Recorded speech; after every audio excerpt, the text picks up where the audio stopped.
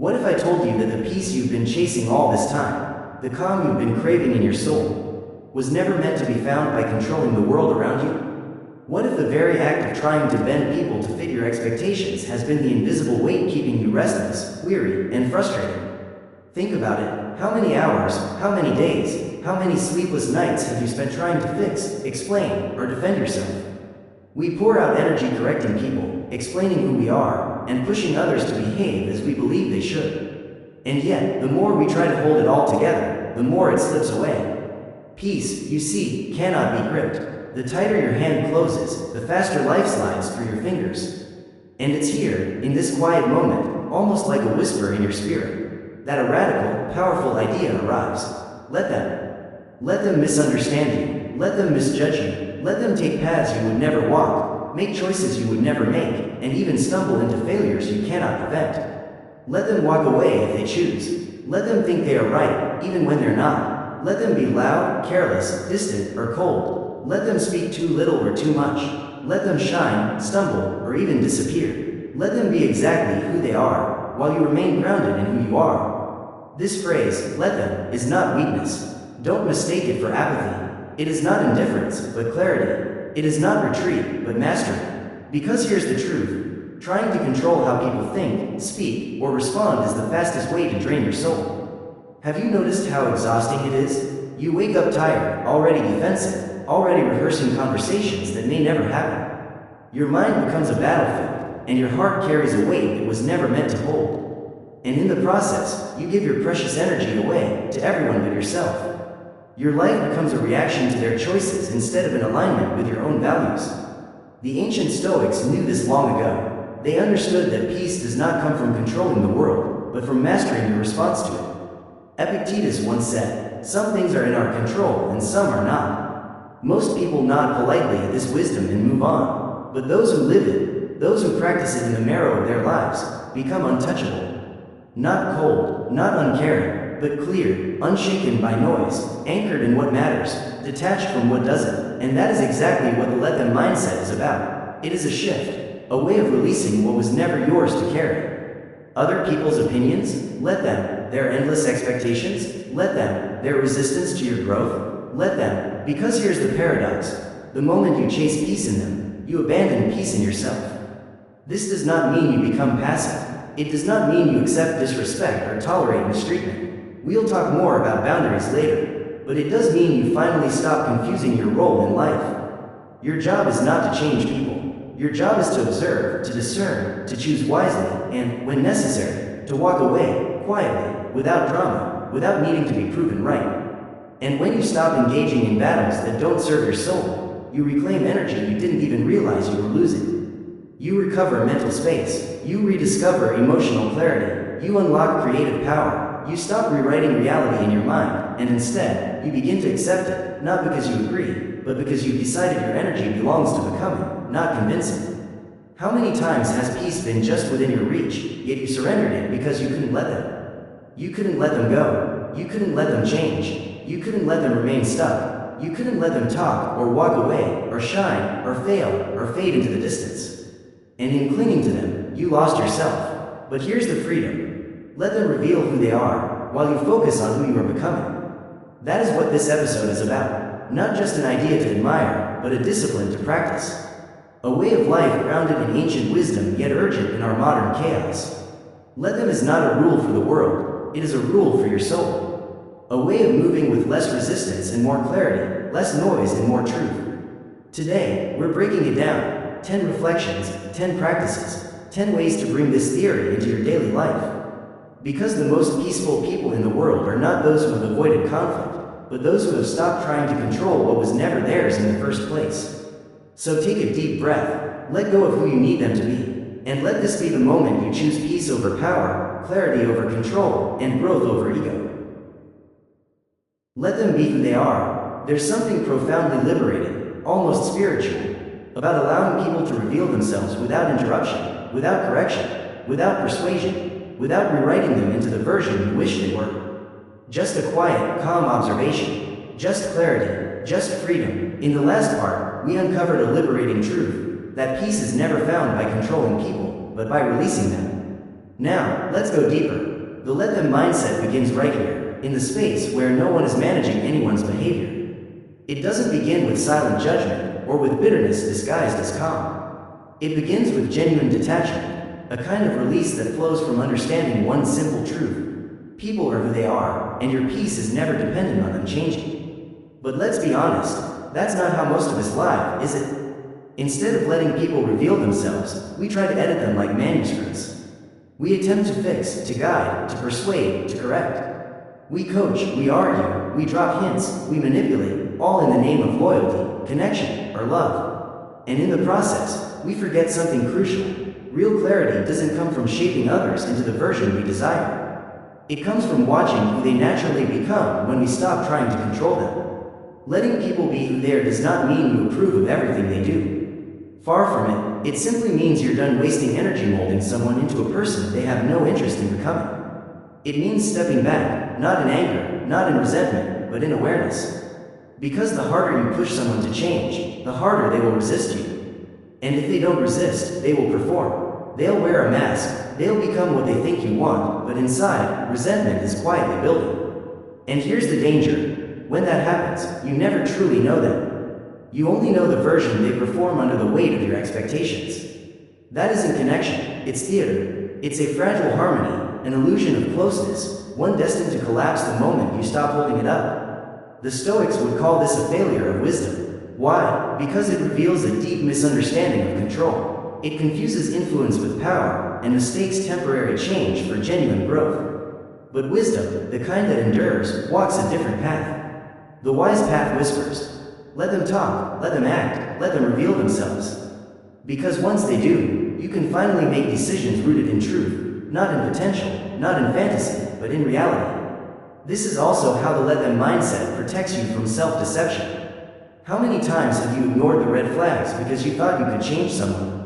How often have you poured your energy into who they could be, instead of seeing who they actually are? How many times have you suffered, not because of who they were, but because of who you wished they would become? That suffering is not noble. It's not love. It's attachment mixed with illusion, and nothing erodes peace faster than that. But when you adopt this mindset, clarity sharpens. You begin to notice how people truly behave when no spotlight is on them. You watch how they speak to those who cannot benefit them. You observe how they handle pressure, disappointment, and even success. You don't react, you reflect. You don't project, you perceive. And that perception becomes power. Not power over them, but power within you. The power to choose wisely who you allow into your circle, who you invest in, who truly deserves access to your energy. And suddenly, you stop chasing compatibility. You realize that if someone requires endless effort just to remain close, they were never really close to begin with. They weren't walking beside you, they were being carried. Yes, love, friendship, and connection all take work, but they should never demand that you abandon yourself just to keep another person comfortable. Letting people be who they are means giving them space to fail, to lie, to disrespect, to reveal their values. And instead of responding with rage or heartbreak, you respond with clarity. You look at them and say, "Thank you for showing me. Now I know." That response doesn't come from weakness, it comes from sovereignty. It comes from knowing your standards so deeply that you don't need to announce them, don't need to scream them, don't need to demand them. You simply live them, and when someone violates them, you don't plead. You walk away. This mindset also sets you free from the exhausting cycle of over-explaining. If someone misunderstands you, let them. If they misinterpret your silence, let them. If they think your distance means arrogance, let them. Why? Because your mission is not to convince others of your worth. Your mission is to embody it. Those meant for your journey will see it. The rest, let them fall away. Of course, this isn't easy, especially when you care deeply. Especially when you see potential in someone and ache for them to rise into it. But wisdom is not about clinging to what someone could be. Wisdom is about seeing them as they are, today, and making decisions from clarity rather than fantasy. That's not cynicism, that's maturity, that's freedom. So ask yourself, who in your life are you still trying to shape, fix, or save? What would happen if you stopped, not with bitterness, but with peace? Not with blame, but with quiet strength? Because here's the truth. When you let people be who they are, you finally make space for who you were meant to become. Detachment brings peace. There is a unique kind of exhaustion that comes from carrying what was never yours to hold. The thoughts of others, their choices, their mistakes, their moods, their silence, their reactions, and yet, so often, we shoulder these weights as if they belong to us.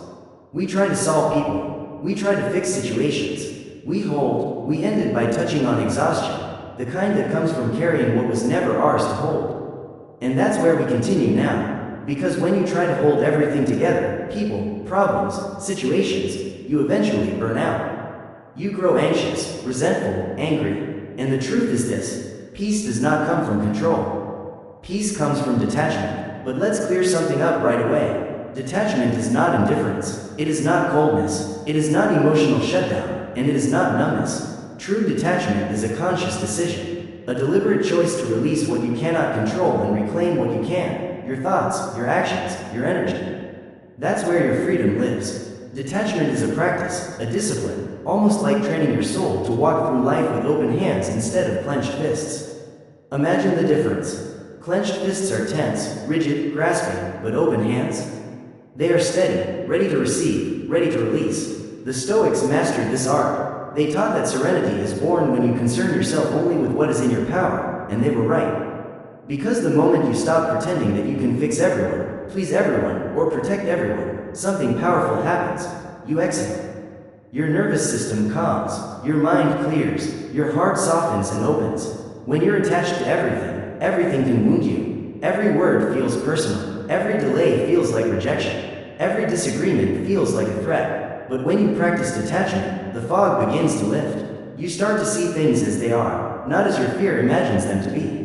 Someone doesn't reply to your message. It doesn't mean you're unworthy. It's just silence. Someone criticizes you unfairly. That's not a reflection of your value. It's a mirror of their perception. Detachment creates space between the trigger and the story you tell yourself about it. And that space, that sacred pause, is where peace is found. In that moment, you're no longer a puppet pulled by every string of another person's mood. You stop guessing what they're thinking. You stop managing their emotions. You stop reacting to every shift in tone, every delayed reply, every sideways glance. Why? Because you've rooted yourself in clarity, not chaos. And here's the gift. Detachment gives you your power back. When you're too entangled in everyone else's world, you lose touch with your own. You forget your needs, you silence your intuition, you scatter your focus, but when you pull your energy back, you begin to feel again. To think clearly again, to move with intention again. That shift doesn't just change your mood, it creates real momentum. The kind of momentum that changes your life.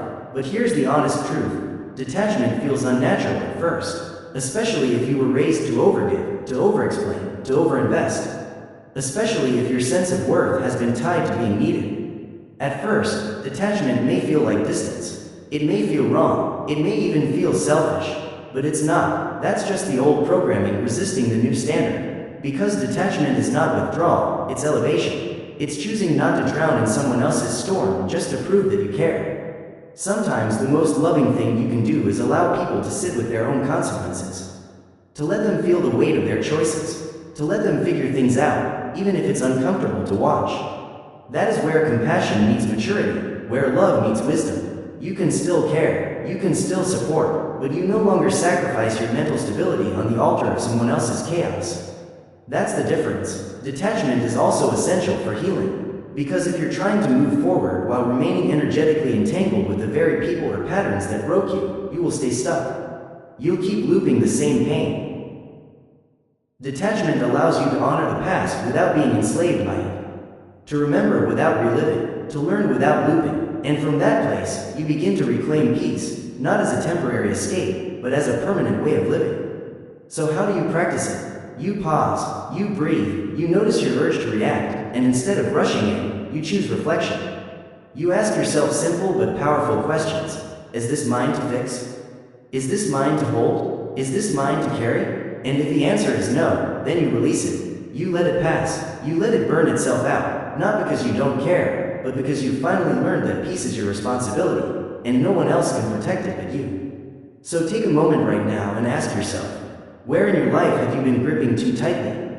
Who have you been trying to manage, to rescue, to correct, to hold together? And what would your day feel like if you simply let go? Imagine the freedom of releasing that weight. Imagine the energy you'd reclaim. Because here's the truth. Real peace doesn't require the world to change. It requires you to stop trying to change it. Control, after all, is born from anxiety. But here's the trick, it doesn't look like fear at first. Control disguises itself. It shows up looking like order, like logic, like responsibility. You tell yourself, I'm just trying. Control often doesn't look like fear when it first shows up. No, it disguises itself. It wears a mask. On the surface, it feels like order. It feels like logic. It feels like responsibility. You tell yourself, I'm just trying to help. I'm just trying to guide. I'm just trying to prevent mistakes. But beneath that polished reasoning lies something deeper. There's a tension in your chest, a constant checklist running through your mind, an inner voice whispering, if I don't manage this, everything will fall apart. That voice? It isn't love, it isn't duty, it's anxiety, subtle, sneaky, persuasive. Anxiety is clever. It dresses itself up as protection. It disguises itself as devotion. It wears the cloak of responsibility. But at its core, the need to control isn't about others. It's about your own discomfort with uncertainty. You fear what might happen if people are left to make their own choices. You fear what could unfold if they walk away, if they disappoint you, if they don't follow the carefully written script you've drafted in your mind. And so, without realizing it, you tighten your grip, not because you're strong, but because you're scared. The ancient Stoics had no illusions about this. They understood with razor-sharp clarity that most of what happens in life lies completely outside our power. What others say, what they do, what they feel, that is their domain. The weather, the economy, the past, the future, the endless opinions of strangers, none of it belongs to you. Epictetus once said, make the best use of what is in your power, and take the rest as it happens. Simple words, yet brutally honest. And yet for many of us, surrender feels dangerous. It feels like giving up control is the same as giving up safety. But that belief, that illusion, is the very chain that ties us to anxiety. Because here's the truth. The need to control is rarely about the other person. It's about managing the story inside your head. You tell yourself, if I can get them to change, I'll finally feel okay. If I can prevent this mistake, I'll finally relax. If I can force them to understand, I'll finally feel seen. But peace built on control is fragile. It is like glass. It shatters the moment anyone steps out of line. True peace, on the other hand, is built on acceptance. Not resignation, but realism. A deep awareness that you are not the director of everyone's life. And control, if we're honest, creates something else as well, a false sense of responsibility. You begin carrying burdens that were never yours. Someone struggles, you think it's your job to fix it. Someone is angry, you assume you must have done something wrong. Someone makes a poor decision, you take it personally, as if their mistake is your reflection. But that isn't care, that isn't love, that is codependency. And codependency drains you. Not because people are broken, but because you've appointed yourself as the glue holding everything together. But what if you let go of the glue? What if you allowed people to stumble, not because you don't love them, but because you finally realize they need to stand on their own? What if you stopped playing the endless role of emotional manager, and instead, redirected that energy toward your own alignment? This shift doesn't make you selfish, it makes you sovereign, and in sovereignty, something beautiful happens. You separate your worth from other people's behavior. You stop taking everything personally. You begin focusing on the only territory that has ever truly belonged to you. Your thoughts, your habits, your reactions, your choices. From that center, you begin to move through the world with less fear, less tension, less exhaustion, because you're no longer wasting your life trying to bend reality to your will. And in this new space, trust grows. Not blind trust, not naive trust, but wise trust. You begin to trust that people have their own lessons to learn. You begin to trust that growth happens on their timeline, not yours. You begin to trust that your silence can be just as powerful as your words. And sometimes, walking away speaks louder than holding on. Most of all, you learn to trust life itself, not because it's perfect, not because it's predictable, but because your peace no longer depends on it being either. And here's what's most freeing. When you stop trying to control others, you create a space where they can finally be real. And in that space, one of two things will happen. They will rise, or they will reveal. Either way, you gain truth. And from truth, you can make decisions that are not emotional or desperate, but calm and clear. So pause and ask yourself, where in your life are you confusing control with care? Where are you trying to fix, to force, to manage, not because it's your job, but because you're afraid? And what might happen if you trusted the process just long enough to let go? Because behind every controlling habit lies an anxious heart. And behind every peaceful mind lies the courage to release. Let people fail, let them learn. We live in a world obsessed with comfort, a culture that idolizes ease, faster, smoother, softer. And not only for ourselves, but for those we love. We rush to make life easier for them, to smooth the road, to clear the obstacles. And while on the surface this looks like compassion, in truth, it often robs them of the one thing they need most, the struggle. The opportunity to fail, the chance to wrestle with life, to stumble, to stand back up, to grow through experience. Letting people fail is not cruelty. It is wisdom. It is restraint. Letting people fail isn't about cruelty. It's about strength, the strength to step back and allow someone to meet the edge of their own decisions. Because here's the truth. No matter how clearly you explain, no matter how lovingly you warn, no matter how desperately you try to help, there are lessons that only pain can teach. And sometimes, the most loving thing you can do is nothing. But let's be real, that's hard, especially if you're someone who feels deeply, someone who cares fiercely. You see a loved one heading straight toward a mistake, and every instinct in you wants to interfere. You want to step in, to fix it, to rescue them, to say, don't do that. I've been there, I know how this ends. And maybe you do know, maybe your warning is exactly right. But here's the thing, knowledge without experience often doesn't stick. People rarely change because of what they're told. They change because of what they feel. Because they touched the stove and got burned. Because they lost something they didn't realize they were taking for granted. Because they had to sit in the silence of consequences they themselves created. The Stoics understood this well. They taught that suffering is not the enemy, it's the crucible of transformation. Seneca once said, difficulties strengthen the mind as labor strengthens the body. We don't grow from comfort. We grow from contact with reality. And reality does not soften itself to protect our feelings. It doesn't bend itself to spare us from discomfort. Reality teaches by exposing us to the truth. Letting people fail is honoring that process. And it also honors boundaries. Because when you are always rescued, you are always involved. And when you are always involved, you inevitably become entangled in someone else's journey. You start carrying guilt that was never yours to carry. You shoulder burdens that were never assigned to you. You get caught in endless cycles where you're the fixer and they're the one who always needs fixing. And slowly, quietly, that imbalance poisons the relationship. Resentment begins to creep in. You feel drained, unappreciated, unseen. They, on the other hand, become dependent, leaning on you in ways that stunt their growth. And eventually, neither of you grows. But when you let go, when you step back and create space, everything shifts.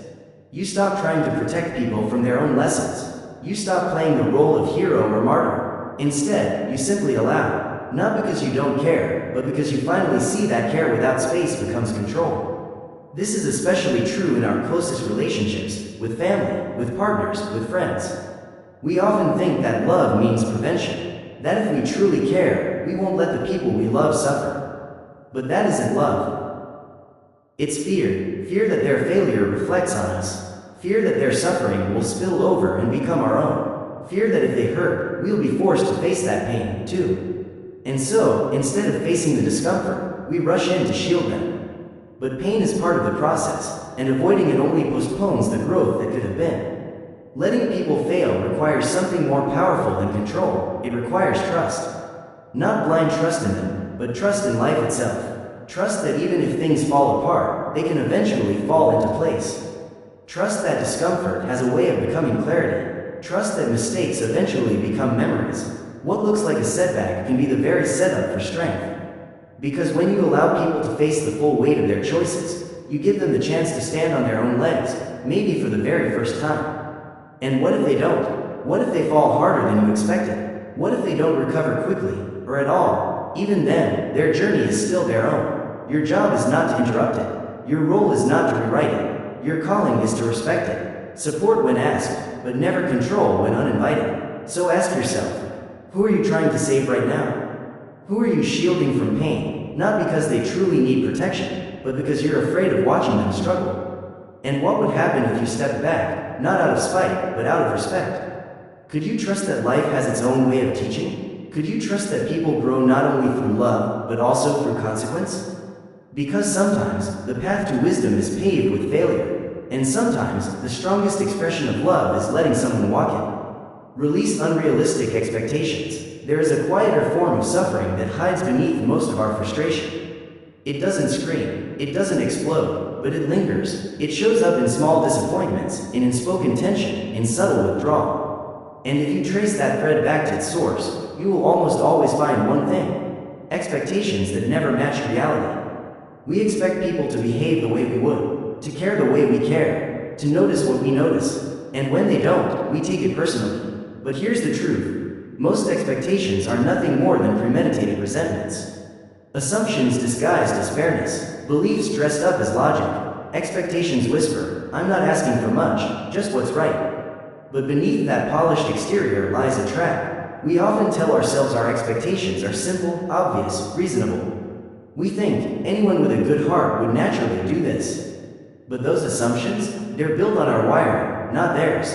And when we impose our personal wiring onto other people, two things happen. We set ourselves up for disappointment, and we set them up for judgment. The Stoics saw this clearly and warned against the trap. They reminded us that wisdom begins with seeing people as they are, not as we fantasize they should be. Marcus Aurelius himself wrote, "When you wake up in the morning, tell yourself, the people I deal with today will be meddling, ungrateful, arrogant, dishonest, jealous, and surly." At first, this sounds cynical, but it isn't. It's preparation. It's the practice of meeting reality as it is, not as we wish it to be. He wasn't bitter, he was wise. Because unrealistic expectations are the quiet enemy of peace. Think about it: when your expectations are rigid, your emotional state becomes chained to someone else's behavior. You feel loved only if they reply to your text in the time frame you imagined. You feel respected only if they speak the exact words you wanted to hear. You feel seen only if they respond in the way you scripted in your mind. And when they don't, you spiral. You take it personally. You start creating stories. They don't care. They're selfish. They should know better. But the truth is far simpler. They're just being themselves. You're the one adding the extra meaning. You're the one turning silence into rejection, delay into insult, imperfection into betrayal. Releasing unrealistic expectations doesn't mean you lower your standards. It means you stop projecting those standards onto people who never agreed to them in the first place. It means you allow people to show you who they are without making it a verdict on your worth. And this shift, this single shift, is powerful. Suddenly, you stop treating others as projects to be managed, as tests to be passed, or as characters in your story. Instead, you see them as they are: flawed, inconsistent, complicated, human. And from that place of acceptance, you finally gain the clarity to make decisions not based on disappointment, but on alignment. Ask yourself, is this behavior something I am willing to live with? Is this person operating in a way that supports my peace? If the answer is yes, wonderful. If not, you walk away, not out of anger, but out of clarity. Because most of the time, people are not deliberately trying to hurt us. They're simply acting out of their own fears, their own patterns, their own priorities. But when we expect them to read our minds, to adopt our values, to meet us at levels they've never even visited, we create unnecessary suffering for both of us.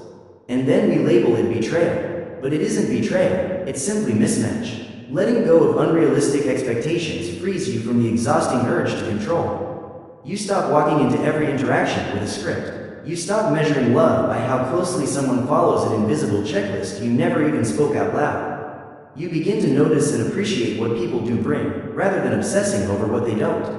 You stop trying to shape them, and for the first time, you actually see them.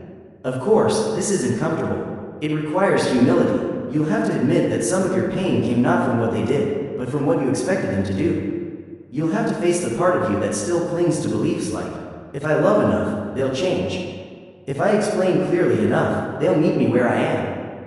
But here's the reality: people don't change to match our love. They change only when, and if, they are ready. And your peace cannot be held hostage to that timeline. So pause and take inventory. Where are you still holding on to silent expectations? Where are you frustrated, not because someone truly crossed a line, but because they never lived up to a line you never even voiced? Where are you quietly punishing someone for being exactly who they've always been? And most importantly, what would it feel like to stop expecting and start observing? To stop demanding and start deciding? Because peace doesn't come when others finally meet your expectations. Peace comes when you release the ones that no longer serve you, and finally meet yourself where you are. Not everything needs a reaction. We live in a world where everyone has something to say, where every opinion demands attention, where every gesture carries hidden meaning. And in such a noisy world, silence itself becomes power. We've been conditioned to respond immediately, instinctively, emotionally. A comment, a look, a delayed reply, a passive-aggressive gesture, and instantly, we're triggered. Already reacting, already rehearsing explanations or comebacks or defenses in our head. But here's a quiet truth that can change everything. Not everything deserves your energy. There's a vast difference between being aware and being reactive. Awareness allows you to see what's happening with clarity. Reactivity, on the other hand, forces you to. Awareness allows you to see things as they are. Reactivity, however, pulls you straight into the storm. The moment you react without pause, you've already become part of it. And here's the hidden cost. The more you react, the more control you surrender. Not just to the person, but to the situation, to the noise, to the raw emotion of the moment. And over time, your peace doesn't collapse in one dramatic crash. It erodes, little by little, eaten alive not by massive tragedies, but by the constant compulsion to respond. The little jabs, the careless words, the digital arguments, the sideways looks, the small irritations that accumulate until your energy is scattered everywhere. Stoicism offers a counterbalance, the pause, the discipline to create space between the event and your emotion. Epictetus once said, "We have two handles, one by which we can carry things, and one by which we cannot." That moment of pause, that decision point, is where you choose your handle.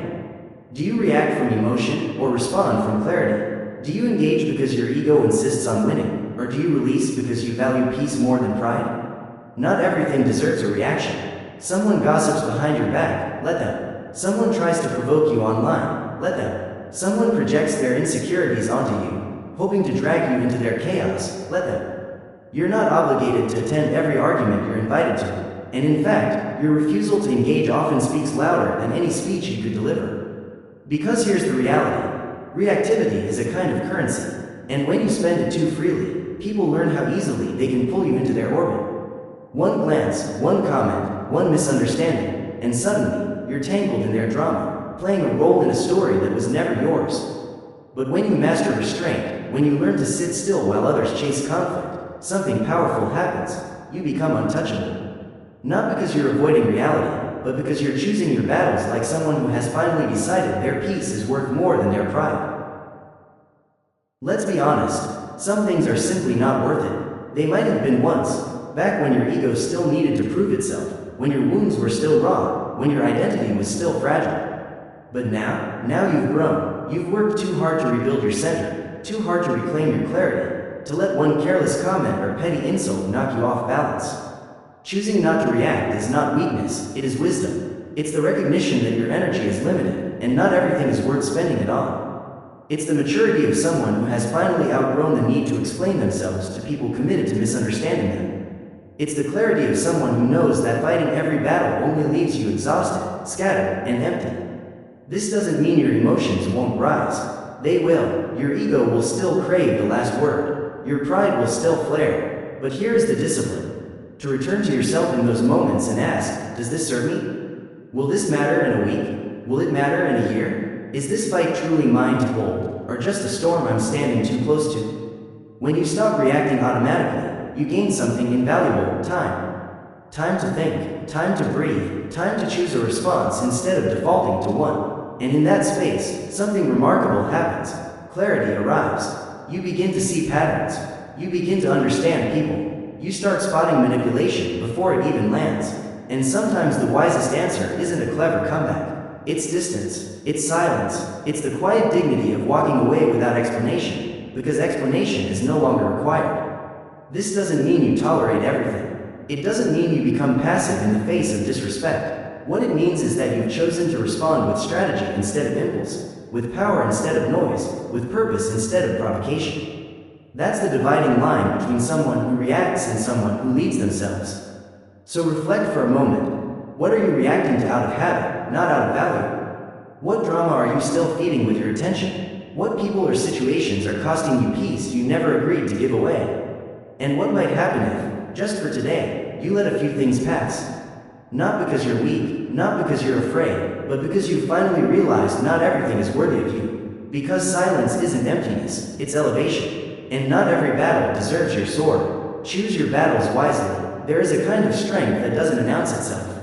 It doesn't roar. It doesn't fight every insult. every challenge, every misunderstanding. Instead, it simply chooses what to engage with, chooses where to invest energy, chooses when to speak, and more importantly, when to walk away.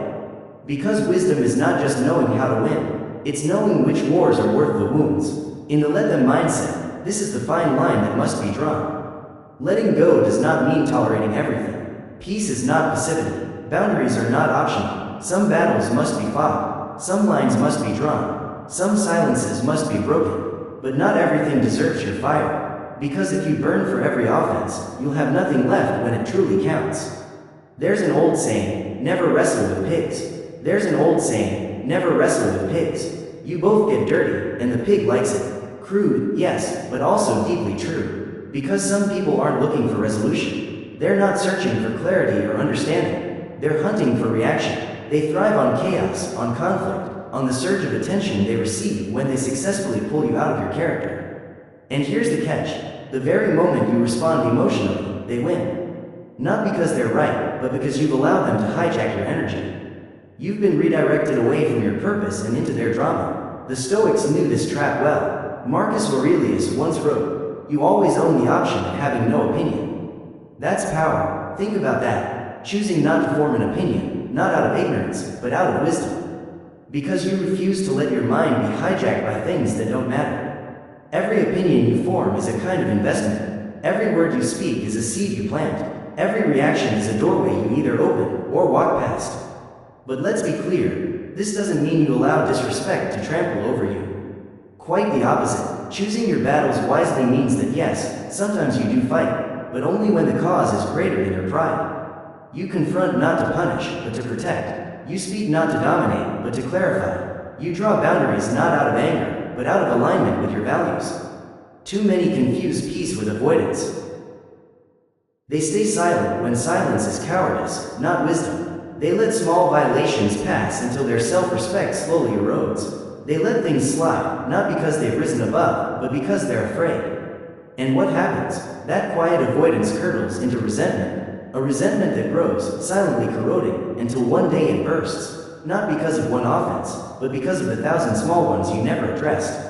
So yes, choose your battles, but choose them with intention, with discernment, with clarity. Not every comment deserves your voice, but some do. Not every offense calls for confrontation, but some do require distance. Not every silence should remain unbroken, but some silences must be pierced with the firm sound of your boundary. And this is where the let them mindset matures. You let people be who they are, but you also choose who you allow close. You don't demand others change, but you do adjust the distance at which you let them stand. You no longer fight to convince. Instead, you walk in your truth and allow your standards to do the speaking for you. Choosing your battles also means protecting your energy, and that requires honest reflection. What am I really fighting for here? Is it justice or just validation? Is it truth or is it control? Is this battle necessary or just familiar? Because here's a hard truth. Sometimes we fight not because it matters, but because conflict feels like home. For some of us, survival meant staying on edge. Growing up in chaos trained us to equate tension with safety. But survival patterns are not life strategies. They may have kept you alive once, but they will not keep you at peace now. You don't need to swing at every shadow. You don't need to prove your worth to every skeptic. You don't need to explain yourself to every doubter. Sometimes, the real power is restraint. So ask yourself, what battles are draining me? What arguments am I repeating again and again? What situations are stealing my time, my energy, my focus, without ever giving me growth in return? And more importantly, what would my life feel like if I stopped being dragged into every emotional skirmish and instead started standing in a deeper kind of strength? Because a wise person is not the one who avoids conflict altogether, but the one who refuses to let chaos choose the battlefield. And this brings us back to a vital shift, turning the focus back to you. At some point, you must ask yourself the hard question. How much of my life have I spent watching other people live theirs? How much time has been wasted analyzing their words, their silences, their moods, their mistakes? How many nights have you replayed conversations that weren't even worth having, while your own needs went unmet, your own goals sat untouched, your own peace quietly eroded in the background? We become so obsessed with monitoring others that we forget to monitor ourselves. We track who disappointed us, who ignored us, who didn't show up the way we hoped. But in the process, we fail to show up for ourselves. We abandon our routines, our rest, our creativity, our boundaries, because we're too busy mentally managing everyone else. But the let them mindset calls you to redirect that energy, to stop checking everyone else's emotional temperature and start checking your own. Not in a selfish way, but in a self-aligned way. Because peace does not come from fixing others, it comes from managing yourself. Your mind, your body, your habits, your environment, and here, Stoicism shines like a lighthouse in a storm. Epictetus once said, "Man is not worried so much by real problems, as by his imagined anxieties about real problems." And isn't that exactly what consumes us? These imagined anxieties are rarely about reality itself.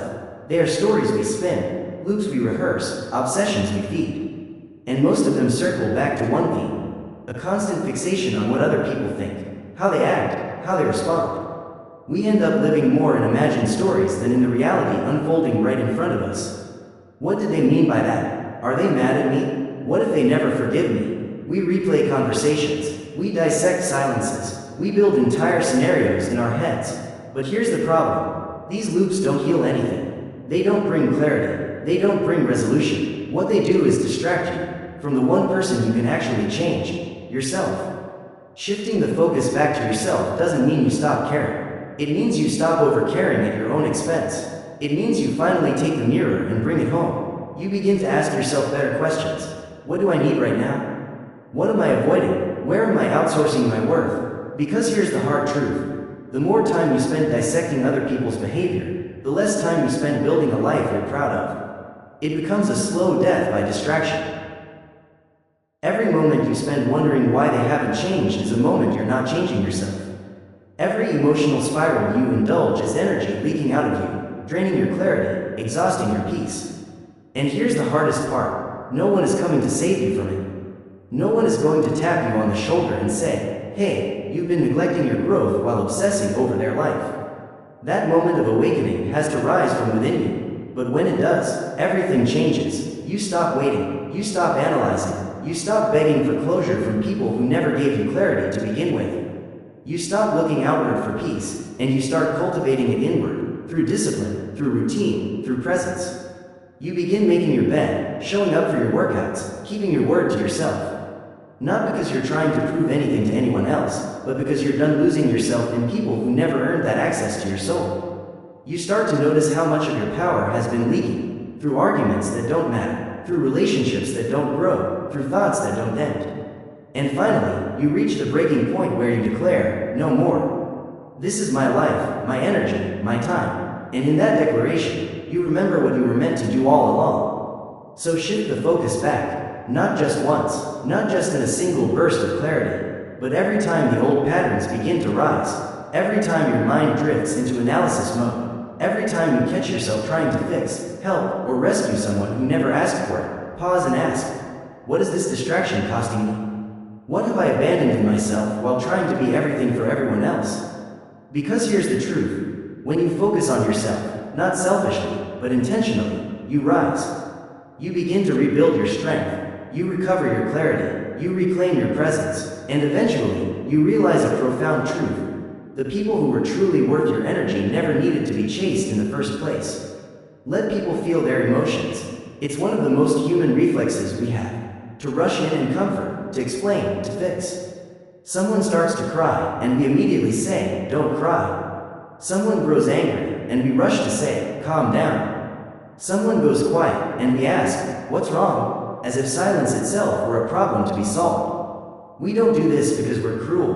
We do it because we're uncomfortable with raw emotion, with pain that can't be neatly labeled, with experiences that can't be quickly resolved. But there is another way, a way far more powerful, far more human. Let them feel, let them cry, let them sit in silence, let them be disappointed, frustrated, overwhelmed, heartbroken. Let them experience the full weight of their emotions without interruption, without redirection. Not because you don't care, but because you finally understand. Feeling is not something to be feared, it is something to be respected. The world doesn't need more fixers. It needs more people who know how to hold space. People who can sit beside someone in the storm without rushing to stop the rain. People who can say through presence, not platitudes, "I'm here." I'm not here to change how you feel. I'm here to witness it with you. The Stoics understood the value of inner experience. They didn't reject emotion, they simply refused to be ruled by it. They knew that pain is not a permanent sentence, but a signal. That sadness is not a flaw in the system, but a natural part of the human journey. Marcus Aurelius never preached suppression. He preached observation, and that is what holding space truly is, witnessing without control. Being present without trying to manage the moment. Letting people feel their emotions also means resisting the urge to interpret everything. We think, they're angry, so it must be about me. They're quiet, so I must have done something wrong. But sometimes their emotions have nothing to do with you. We often fall into this trap. They must be angry at me. They're distant, so I must have done something wrong. But here's the truth, their emotions are theirs. You don't need to fix them in order to be loved. You don't need to absorb their feelings to prove that you're kind. You don't even need to fully understand every emotion they carry to offer real presence. Sometimes the greatest kindness is to stop making it about you, and simply let them have their experience without inserting yourself into it. This also means releasing the illusion that we always know what's best for others. How many times have we thought, if they would just see it my way, they'd feel better? If they stopped thinking like that, everything would be fine. But healing doesn't happen on your schedule. Clarity doesn't arrive through force. Growth isn't delivered by advice, it is earned through experience. And when you let someone feel without judgment, without rushing, without solutions, you're giving them the space to discover what only they can learn. This becomes especially important in our closest relationships. It's so easy to slip into the role of the fixer, the one who always knows what to say, the one who smooths every bump in the road. But here's the danger. When you do that, you unintentionally send a subtle message. You teach the people around you that their feelings are too much, that their sadness is inconvenient, that their anger must be corrected, not expressed. And slowly, over time, they stop sharing, not because they've healed, but because they've learned that you cannot hold the fullness of who they are. Letting people feel their emotions is also how trust is built. Real trust is not, you always make me feel better. Real trust is, you don't run from my pain. It's the assurance that someone can sit beside you in your lowest hour without trying to change the channel. It's the knowledge that your sadness doesn't scare them, and your struggle doesn't make them pull away. That is safety. That is love. That is maturity. And you deserve the same. You deserve to be surrounded by people who don't just cheer for you when you're at your highest, but who don't flinch when you're at your lowest. People who don't minimize your pain or rush you toward healing. People who know how to listen without fixing, how to breathe with you when the weight grows heavy. And if you want to find those kinds of people, here's the key. Become one of them first. So ask yourself, where am I still trying to manage the emotions of others? Where am I rushing people through their feelings, not because they need saving, but because I feel uncomfortable with their discomfort? And most importantly, what would happen if instead of reacting, I simply remained present? Because sometimes the deepest form of compassion is not changing what someone feels, but sitting with them long enough that they remember they're not alone. This is what makes "let them" more than a catchy phrase. It's a daily practice, easy to nod at in theory, but challenging to live out in reality. The words sound simple. Let them. Let them think what they want. Let them go if they must. Let them misunderstand, project, ignore, or even fall away. In the moment, it feels powerful, like the peace you are building doesn't come from life suddenly becoming easy. No, it comes from you becoming clearer, from you becoming stronger, from you learning to be softer in the places that matter, yet unshakable in the places that count. That is the paradox of growth, gentleness and strength coexisting. And at its core, "let them" becomes more than a phrase. It becomes a healing mantra. It teaches you to stop begging for closure from people who were never capable of giving it. To stop chasing understanding from those who can't even understand themselves. To stop correcting stories that were never rooted in truth to begin with. Instead, you learn to whisper to yourself, let them think what they think. Let them feel how they feel. Let them go where they need to go, and I will remain steady in myself. But here's the important part. None of this happens in theory. It isn't just an idea you admire once and move on from. It happens in the small, ordinary moments of your day. It happens when you want to send that angry message, but you delete it instead. When you want to correct the lie, but you choose silence. When you want to fight for your side, but you walk away with your dignity intact. That is the practice. That is where the muscle is built. Quietly, privately, not for the world to see, but for your own soul to feel. And yes, you will slip. You'll speak when you should have stayed quiet. You'll overthink. You'll overreach. That's okay. The practice has never been about perfection. It has always been about return. Returning to center, returning to peace, returning to your breath, to your values, to the anchoring question that steadies everything. Does this deserve me? Because that is what this mindset ultimately protects you from. Not from pain, not from loss, not from disappointment. Those will always be part of life. What it protects you from is the most dangerous loss of all, self-abandonment. It keeps you rooted in who you are, even as the world pulls at you from every direction. And over time, it becomes more than a practice. It becomes your posture, your presence, your power. So the next time you feel that familiar tug, the urge to explain, to defend, to fix, pause. Take a breath, whisper it to yourself if you must. Let them go, let them think, let them stay small if that's what they choose. Let them walk their road while you walk yours with grace. Because every time you choose peace over reaction, you strengthen the quiet voice inside, the one that says, I'm not here to control. I'm here to grow, and that choice, it isn't made once, it is made every single day, moment by moment. A quiet transformation takes root when you stop fighting for control and start choosing peace. Not the kind of peace that depends on everything being perfect around you, but the kind of peace that grows inside you when you release what was never yours to hold. That's the true essence of this mindset. It's not about becoming distant, cold, or detached from life. It's about becoming closer to yourself than you have ever been. It's about stopping the constant forcing, fixing, and begging for understanding from people committed to misunderstanding you. It's about trusting, deeply, patiently, that what is meant for you will never require chasing, explaining, or defending. You stop reacting to every subtle shift in someone else's energy, and instead, you begin honoring your own. Let them, two simple words, yet within them lies an entire way of living, a life of freedom. A life where your emotions are no longer tethered to other people's choices. A life where your energy is no longer scattered across battlefields you never chose.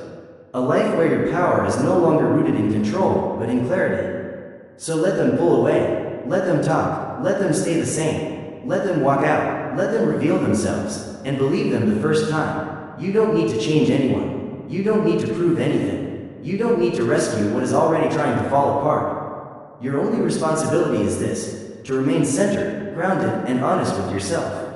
This is the practice, not once, but daily, in the small moments, in the silence, in the pauses between thought and action, choosing peace over pride, presence over panic, growth over noise, because when you master the art of letting them, you finally begin the lifelong process of becoming you.